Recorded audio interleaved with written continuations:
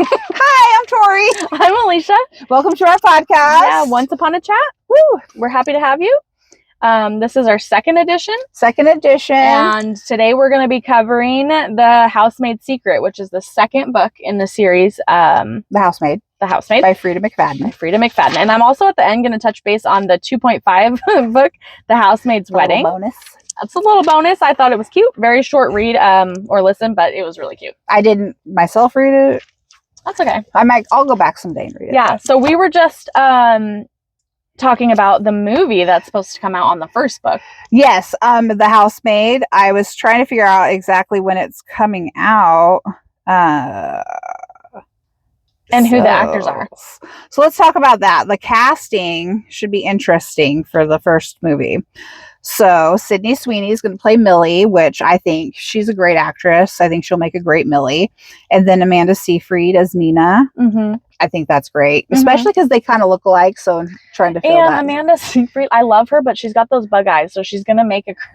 Well, so does Sydney. I know, but she's going to make because you don't know right away if Nina is crazy or what. And she's going to have good crazy eyes. Wow. And then Brandon Sklenar. That's the guy that played that other book I read, It Ends With Us. Oh, was he in that? He was the good guy. I haven't watched that. I'm pretty sure. So the movie was not good, but the books were beautiful. Well, if you've watched 1923 also. Yeah, he's really superb. cute. And I can't remember, his name is Atlas. I'm pretty sure that's the guy. No, maybe beautiful. Not. You know how I'm terrible. You guys are, she's probably going to look it up and it's going to be nowhere close to him. But, I don't know. I can look what else he's been in because 1923 Drop, which not fan. Oh, It Ends With Us. Okay. Yeah. Good job. I'm proud of you. I was right. Good job. But yeah. Okay. And then who was Enzo? And so the gentleman playing Enzo is Michel Moran. Yes. He was in and he is Italian, which is fantastic to him. And he is gorgeous. He's in a Netflix movie called 365 Days. That's also a book. Which is also a novel. Maybe we'll do one. Maybe we'll do a podcast on that. I've read the whole series on that. Love them. I want more movies. They're super duper spicy. Oh, we forgot to say this podcast will be full of spoilers. All spoilers all the time. Of this book. All spoilers. So if you haven't read it, just turn it off, read it, then come back and hear. Yes, because this is all about chatting about books we love. Yep. And or maybe didn't love. We'll do that too. Yes. So yeah, he's done that, and he's done all kind. He was in The Simple Favor, another Simple Favor. Yeah. Okay. Who's the beast? You're the beast. He'll be good, I think. Yeah, I think that'll be great. It stinks though because he was a bad guy in 365 Days too, kind of. Mm-hmm. Enzo's not a bad. Enzo's a good man. Yeah, Enzo is a good guy. Oh, he is 10 years younger than me. 6'3". Mm-hmm. Ladies, he's single. Just saying.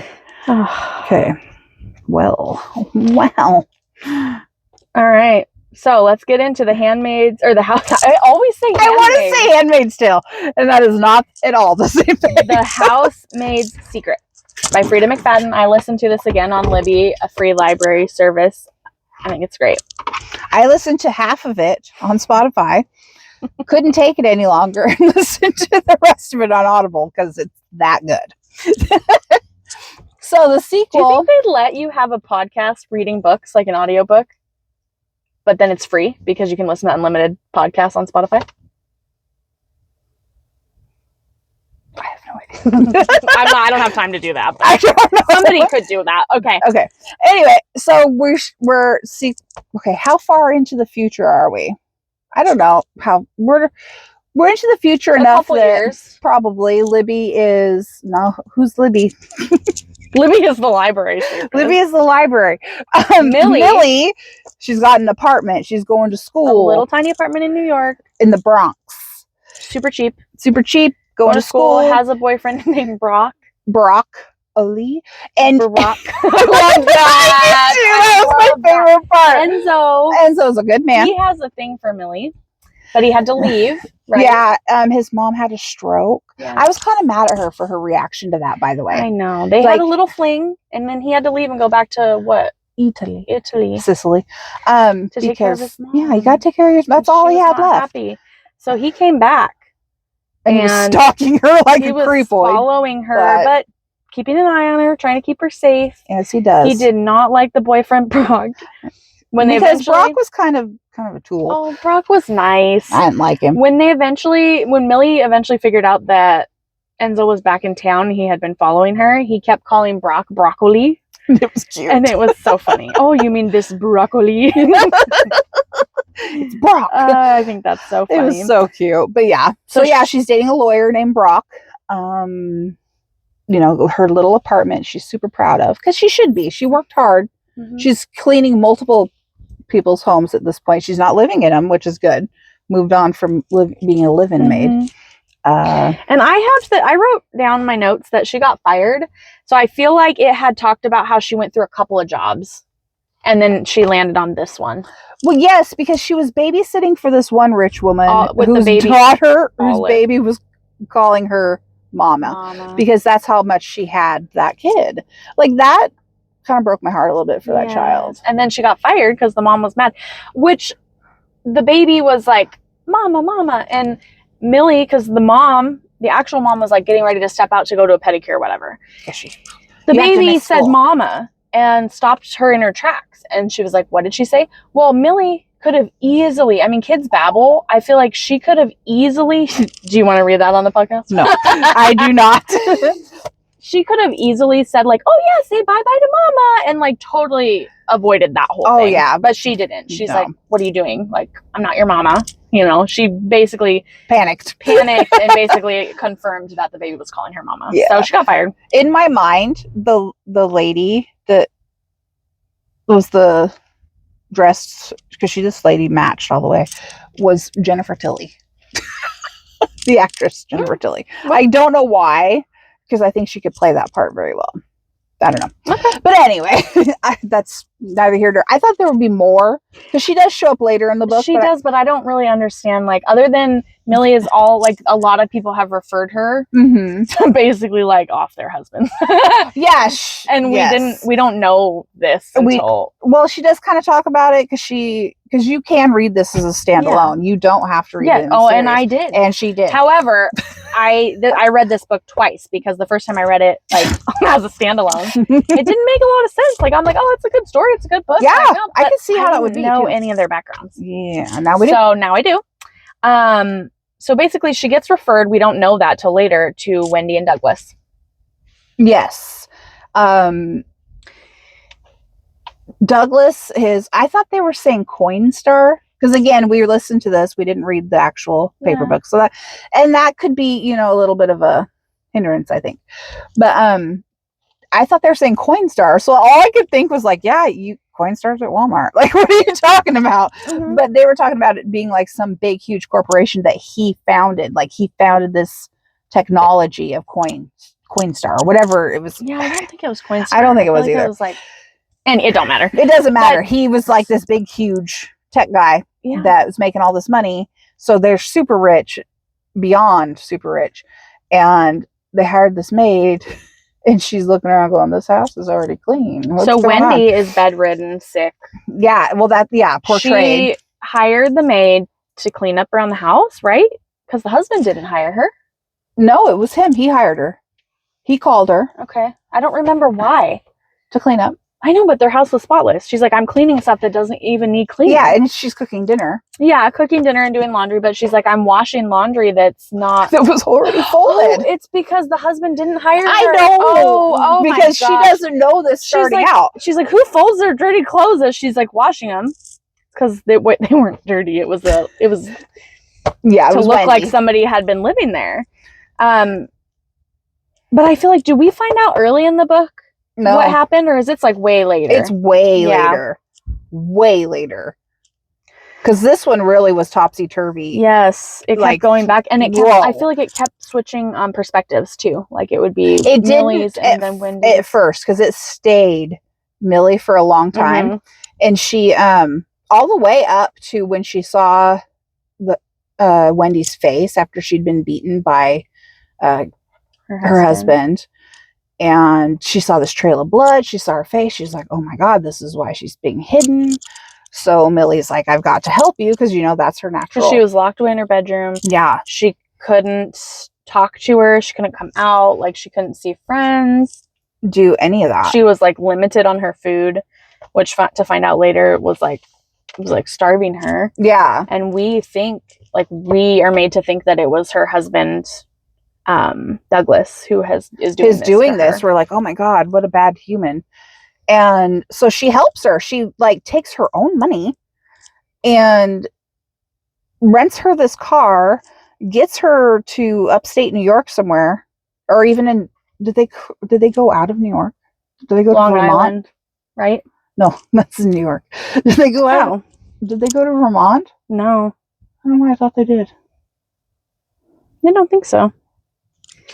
But it jumps around a lot because my notes are like crazy and I was writing them down as I heard it. Mm-hmm. So basically Enzo had been following her, which we talked about. Yeah, because she was like, where's this Mazda that keeps following me? I thought it was a private eye the whole time. Yeah, it was Enzo. And she was in a dangerous neighborhood. Like, he beat up that one guy that tried to jump in her apartment. That was scary. Like, a lot of things happened. And that cop, ugh, the one that when he arrested the guy. It was because she was a felon it was her. And then she was going to get kicked out of her apartment. Yeah. And Enzo ended up like helping her stay there because she couldn't afford anything else. He moved in with her eventually down the road, down the road. We might have to jump to the spoilers sooner because I think we did find out sooner. Well, it took a while because it's one page. No, because then she gets a call from Douglas saying, "Are you going to be here tonight?" Yeah. And it's like late and she's like, "Oh, okay." Mm-hmm. So then she shows up and Wendy's back and she's like, "What the heck?" She had taken her somewhere. Yeah, she'd taken her somewhere to help her get away from an abusive relationship. Yeah. And then here she is back hiding. Said he brought me back. He brought me back, which I thought, how did he even find her? Yeah, they never did. She kind of distracted her from it by showing her the gun in the dictionary. So she goes, there's a gun in the dictionary. She shows Millie, and Millie's like, we're not using a gun, and you're not using a gun, lady. That's the last thing. We don't want that type of violence. She's like, I'm going to do something because I can't stay here. Basically just either threatening on about how awful Douglas is. And Millie is like, where are we? She's like a good person. She really wants to help when there's somebody in trouble, specifically like a woman is in trouble. Because she's been there. She's such a good person that she's willing to kill for it. But under the right circumstances. Yeah, she'd rather do it the right way. That's why she's going to school, because she's going to school to be a social worker. Enzo really gave her that, like, hey, you can do this. And Brock has been very supportive of that. I'll give him that. I think Brock is sweet. And I think he's given her a lot of chances. He's just not the one for her. He's not the one for her. Yeah. But I don't think there's anything wrong with Broccoli. But I feel like she was not acting herself. She was trying to please him, and I feel like she was losing who she was in that. And I don't think she saw it. Mm-hmm. I think that she didn't know her own identity yet, type thing. Right. He was just kind of like he was just there. And she didn't tell him. She had not told him all of her past, and that's a problem. And it comes out later. Yeah, and he's like, oh, well. Yeah, so basically we're going to get into it because that's the next thing that I wrote down. Sorry. Millie she comes in, right? Like into their house. Well, how did we get there? Because we went from the gun. Yeah, she showed her, here's where he keeps his gun. Like, I think I'm going to use it. And she's like, no, don't do that. Like, there's other ways we'll get you out of this situation. She comes there unexpectedly, or they had set it up somehow. Yeah. She shows up when she wouldn't have normally showed up. She used an entrance where there was no cameras. Supposedly. And here's a commotion in the bedroom, and she's like, I have to intervene. Like screaming and fighting. A thump. I have to intervene. Opens the door, and she sees Douglas strangling Wendy. Like, and I think she's yelling at him. He's not stopping, so she runs out and gets the gun. Yeah. Because it's like right there. And like Wendy's turning blue, full on turning blue. So she's like, she's aiming it at him like, hey, if you don't stop, I will shoot you. Yeah, stop or I'm going to shoot. And he didn't stop. He was like looking her dead in the eyes, didn't stop because he was trying to get shot. Yeah. Like this was all part of the plan. This was the plan that we were like, what? Yeah. So she shoots him. In the chest, mind you. He falls down. Wendy falls down, like catching her breath. She was almost unconscious. Blood is coming out. Wendy checks his pulse. Yeah, Wendy checks his pulse because Millie's tripping. She's like, oh my gosh, what's happening? No pulse. No pulse. Wendy's like, get out of here. I'll wipe the gun off. I'll say I did it. It was self-defense. Like, you won't get in trouble. Just get out of here. So Millie's like, this doesn't feel right, but like, all right, we just have to stick to our stories. She leaves. She's getting questioned. I think she's kind of a suspect, right? Well, yeah, she said she'll wipe her fingerprints off, tell them I did it in self-defense. But they ended up, she was a suspect, so they ended up getting a warrant to search her apartment. And they found things that were specifically given to her to make it look like she was having a relationship with Douglas. Oh, yeah. So, like, she had an engraved bracelet. Oh, yeah, that she gave her. That just happened to have it had a W in the initial for Wendy, but her full name was Wilhelmina instead of Millie. Right. So the police were like, it says to W from D, like yours forever or whatever. Your mine forever. But it was like a $10,000 bracelet. Well, she didn't know. She just thought the lady, Wendy, had said, I don't want this. It's like a symbol that he's going to have control over me forever. That was at her apartment. They found a dress that he had told her to return. Douglas had told her to return, but never gave her the seat. So Oscar de la Renta. Like a $6,000 dress. Dang it. I forgot. I wanted how. Oh, and then the phone call. Like the phone call in the middle of the night looked suspicious. So basically all of this stuff showed the cops that they were having an affair. Excuse me. Which somehow would have been like, oh, went wrong and she shot him. I don't know, because it still makes more sense if they were having an affair that Wendy would have shot him. Right. Anyways, Brock's an attorney, so she gets brought in for questioning, and she's like, the only person I can afford and I know to call is Brock. And so he doesn't know anything about her felony past. He doesn't know. He finds out, and he is not supportive. Like, he gets a F. No, he just sits there and looks at her. You're terrible. Didn't say don't answer their questions. He could have said, we need to continue this later. I need to get her another attorney. You know, this is a conflict of interest. Anything. But he just sat there. And pissy because he's that didn't help clear her at all, because she's like, doesn't have an attorney that's advocating for her. Then he didn't stay with her. Like, he's like, I don't know you at all. He left during her interrogation. I just think that was terrible. Yes. That's terrible. And if you don't mind, there's something I wanted to say at the very beginning of this book that started. I forgot. When her and Brock are talking, because she's in that class talking about the woman that is stabbed that nobody saw. She was stabbed by the guy in front of everyone. There's like how many witnesses? 30 some witnesses. And that nobody said anything. And then the guy even came back, stabbed her some more. And I don't remember that. You don't remember them talking about it? No. Yeah, because they were talking about it, and she was like, are you talking about like in her psychology class? Yeah, because they were talking about the mind of set of people. Okay. And she was just like disgusted about it.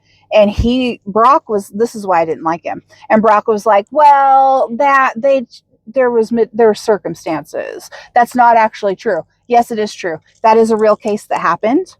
That is actually the reason why 911 was invented. You can even look it up. There has been podcasts about it, and it's very interesting. So, I did not know that. Yes. Well, I don't, and I have no recollection of that. So in the book, and I've read this one twice. I have a lot going on when I'm listening. Well, and there's a lot going on in the books. So see something, say something. Okay. Anyway, yeah, it switches to Wendy's story because we get to hear the diabolical Wendy. Yeah, I got to back up a second though. Millie is watching the news and it's talking about his murder, Douglas's murder, and it shows him a picture of him And it is not the Douglas that she's known for however long she's been working for them. Yeah, she's like, who's that guy? It is not the guy that she shot. No. And it's because it wasn't him that she shot. Yeah, it turns out that the guy that she shot was not at all Douglas. So now we're in Wendy's story. And her and her boyfriend, Russell, had set that whole thing up to frame Millie and to be able to kill her actual husband. What was his name? Douglas, to actually kill him to get his money, right? Yeah, because he is the big time millionaire. They had a prenup, so they couldn't split up. What are you doing, Cole? Probably thinks we're filming the kids. Promise we're not. We're filming ourselves. So it was a plan. So the bullet in the gun was a blank.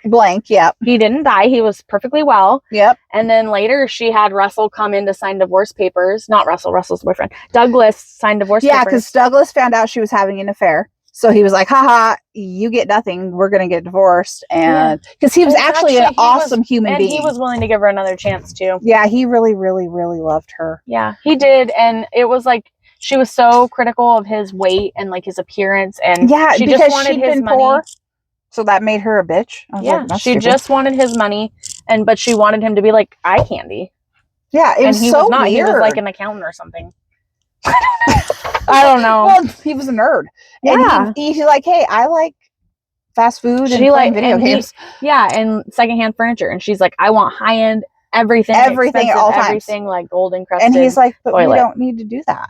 Yeah. Like, he was rich because he saved his money. No. Maybe she's just coming to check it out. She. Yeah. It's what's her name? So that is the guy that's kid almost got snatched when I was here. They were here, huh? He's pointing over at us, I swear to God. And then that was that lady with the dog and what's her name? Jennifer? I can't. Jessica? I haven't met her yet. The new. But they're talking about something like they called her.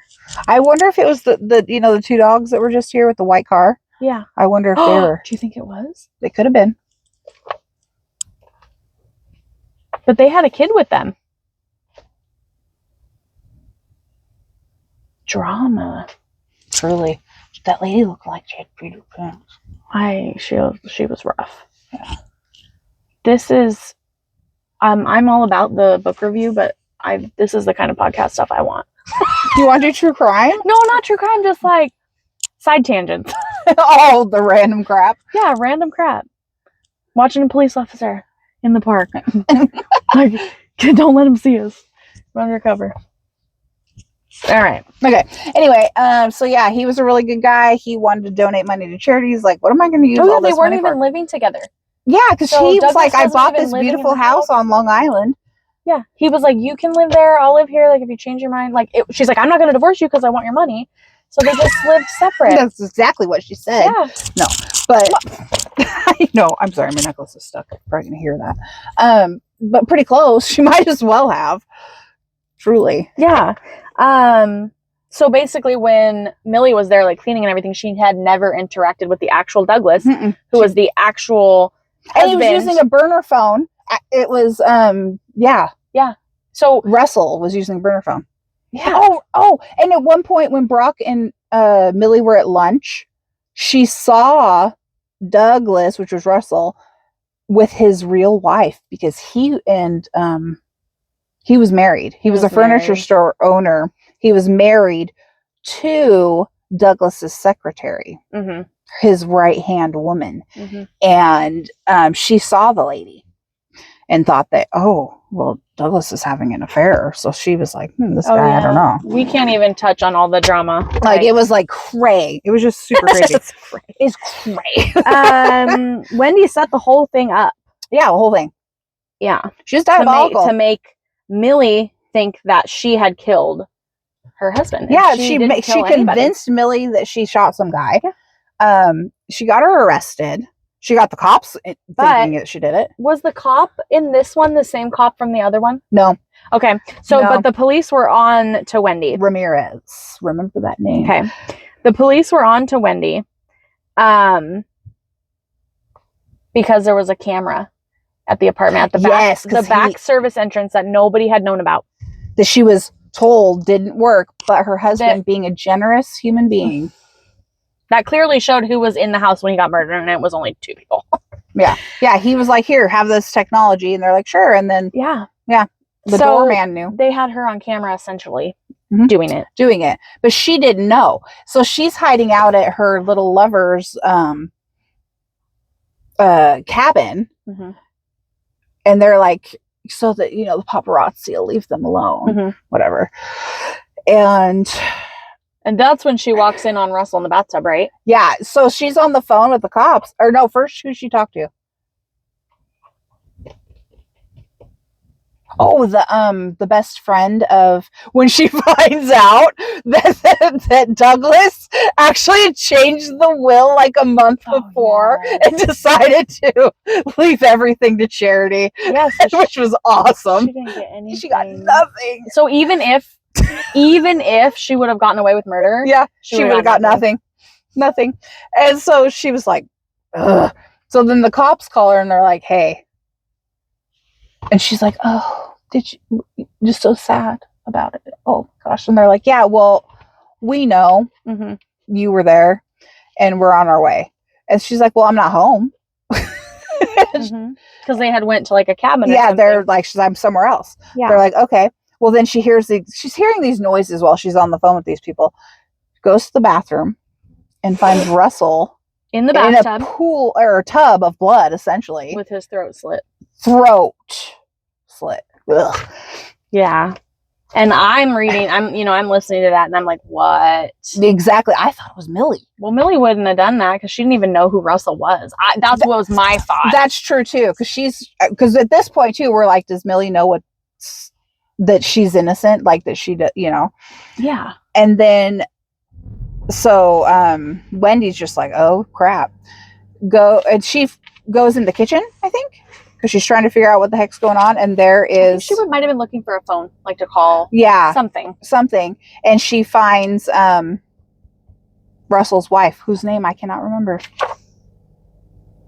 I put secretary, wife / secretary. I don't know her name. But she was awesome. She was lurking in the shadows, basically. Yep. And she was mad because they've been having. We're married for 20 years. She said we never had a problem. Yeah. So this wife / secretary is lurking in the shadows, and she had killed, slit Russell's throat because he cheated on her. Yeah, 20 years of marriage, they'd never had an issue till she came around. Wendy came around, and she liked his furniture. She liked his wood. Yeah. Insert Taylor Swift song "Wood." And then Wendy's like, well, as much as Wendy really was in love with Russell, she really was. She's like, he was going to go back to you, which he was, because he never wanted to kill no, he was like, I can't do this. This is too extreme. Yeah, she basically was like calling him names, and then after he was like, kind of like, she had to do it herself. I can't believe she did that type thing. Yeah, but so he was really rethinking things, but she's just like, the wife now is just like, whatever, I can't handle it. So then it turns out that Douglas had this heart condition. Oh yeah. Yeah, and that Brock also had, which was interesting, that Brock had that same heart condition. That just lined up perfectly for Millie. For Millie, it did. Yeah. That was interesting. And so that, if you took too much of those pills, and you didn't have a heart condition, it could kill you. Yeah. Or it would kill you. So, and the symptoms were nausea and vomiting and, get a little dizzy. And then, here's Wendy puking and out of nowhere. Yeah. It turns out that. So the police were already on their way to arrest Wendy, basically. Yeah. The secretary slits her husband's throat. And at some point, she had already put this medication into Wendy's drink, her wine. Her wine, yeah. And so she had already drinking a lethal dose. And then she sees the wife there, and she's basically like, I'm tougher than you, like, you're never gonna get me. Well, and makes her write a suicide note. Oh, that's right. Yeah. Makes her write a suicide note I can't remember how, though. I think she got her to write it. A knife or something in her hand. Before she told her she was already gonna die. Yeah. She got her to write it. Yeah. And then... So it looked like a suicide because she took too much of her husband's medication. Yep. And then she's like, "Oh, you're already dead. I already poisoned you." And then she was like, "What the fuck?" Because she was like, "You can't make me take this." And Yeah. oh, well, you already did. Oh yeah, she was like explaining to her what it was lethal or whatever if you take too much. If you take too much. And then cut to Millie, who's finding out that she's innocent. Well, her and Enzo are back together. Yay. She's clearing out a drawer for him and getting Brock's stuff out. So she meets Brock with a box. Yeah, he stopped by because he never wanted to go to the Bronx. But... Do you happen to have that extra bottle of whatever this heart medication was? Oh, I'm just checking. Like, if you don't, no big deal. It might have got tossed or whatever. And she's like, "No, I haven't seen it." She's like, I didn't even realize you had that here. Well, actually, she knew exactly what it was. She did. And she had put the bug in the wife/secretary's ear. She's like, in case of an emergency, if you want to handle business yourself. Yeah. With no trace of where it came from because Millie wasn't connected at all. Well, and Millie's like, if Wendy had been thinking at all, it could have been an easy accidental overdose. Exactly. It didn't have to be so messy. No, but that was her own fault. Millie even was like, she did that to herself. She was awful. Yep. No, I felt bad for the actual Douglas. Yeah, because he was a good dude. He was a good guy. Like, he just wanted to have a family. Yeah. And she never wanted kids or couldn't have kids. Oh, no, she couldn't have kids. She lied to him. Yeah, she lied to him about not being able to have kids. They tried to have kids, she's, for a long time. And then it was, then it got to where they were just doing it once a month to try to conceive. And then it turns out she couldn't have kids because she had fallopian tubes removed or something. She told him she had some weird thing. Yeah, she never told him, so they had been trying this whole time. That's awful. Yeah, it's terrible. And so he was like, but he still loved her and wanted to be with her. Yeah, well, what about adoption? Which I was like, wow, dude. I know. So that one was crazy. I read it twice, and it made a lot more sense to me. The second time around. It's not a standalone. It was fine, but you should definitely read them in order. That's a good idea. Anything else that we missed on that one? Book 2. Other than Enzo was like, "Hey, I'm sorry. I love you." Oh yeah, they got back to they're got back together. Yeah, because they are perfect together. Stronger than ever. Yeah. Yeah. Yeah. And she told him, she's like, "I was mad. I thought you weren't coming back." And he's like, "I never said I wasn't coming back. I had to take care of business." Yeah. So read them in order. I don't remember what we said. Oh, Enzo and their relationship. They had a much better relationship. They knew. Yes. I think they were going to be together. Yeah. So then I'll just really quickly touch on this because we're already over our half-an-hour mark, which I feel like is a good target per book. Nice. That works pretty good. We'll add this one on there. The Housemaid's Wedding by Freida McFadden. I listened to this one on Everand, which is that app where you pay per month, but you get to unlock 3 books. But they don't roll over. So I like to unlock books when I'm ready to read them, and I always lose credits. So you have to have I don't love it. Yeah, that's a big deal. I wish there was a better, because if I don't unlock any books, I've just spent $18 on nothing. On nothing. That's a waste. Yes. Yeah. So I try not to do that. But so this book was really short and sweet with a side of suspense was my note. Ooh. And I love Enzo because he is literally he's a good man. So sweet. So basically, Millie gets knocked up. And so they decide we're going to get married. They have nothing. They're still in the tiny apartment. They have no money. She's still, I think she was still going to work, or she might have been working part-time as a, what was she going to do? Social worker. So she graduated. Yeah, I think she was kind of working or trying to get her foot in somewhere. I said, I don't, or maybe she already was working, but this is my note. I don't understand why neither of them have any money.